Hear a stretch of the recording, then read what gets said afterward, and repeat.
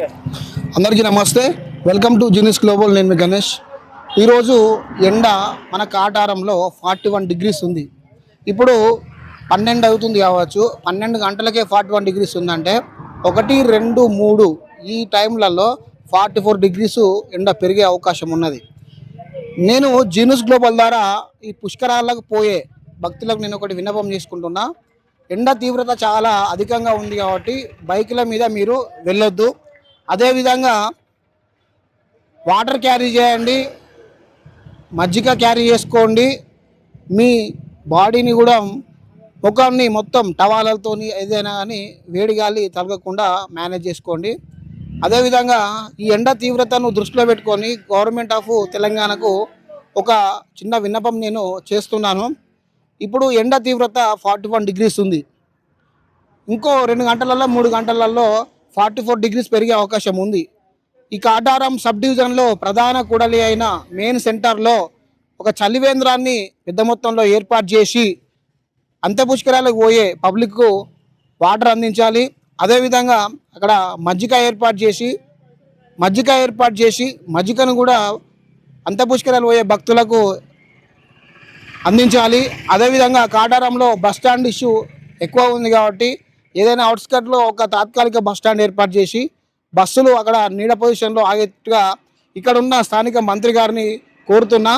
ఎందుకంటే ఎండ తీవ్రత చాలా ఉంది. ఈ 10 రోజులు 48 డిగ్రీస్ వరకు పోయే అవకాశం ఉందని చెప్పి నిపుణులు చెప్తున్నారు. కాబట్టి దయచేసి ప్రభుత్వం కాటారం సబ్ డివిజన్లో ఈ ఏర్పాట్లు చేయాలా.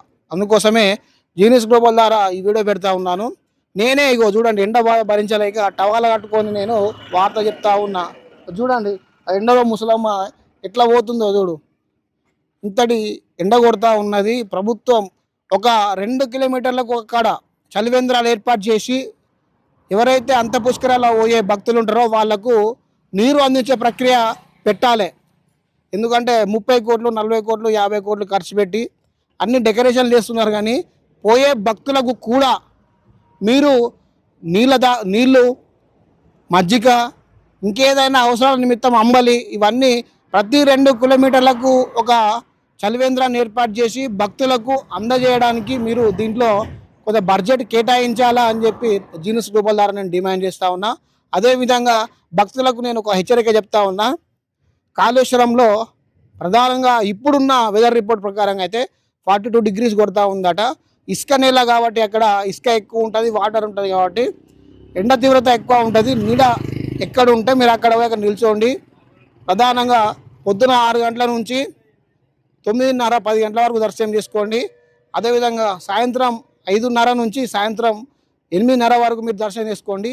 ఈ మధ్యలో ప్రయాణాలు చేయకండి.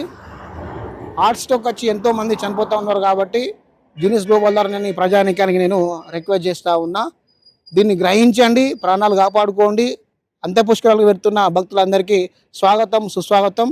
మీ దైవ దర్శనం కొంచెం సాఫీగా జాగాలని చెప్పి నేను జీనియస్ గ్లోబల్ ద్వారా కోరుకుంటున్నాను.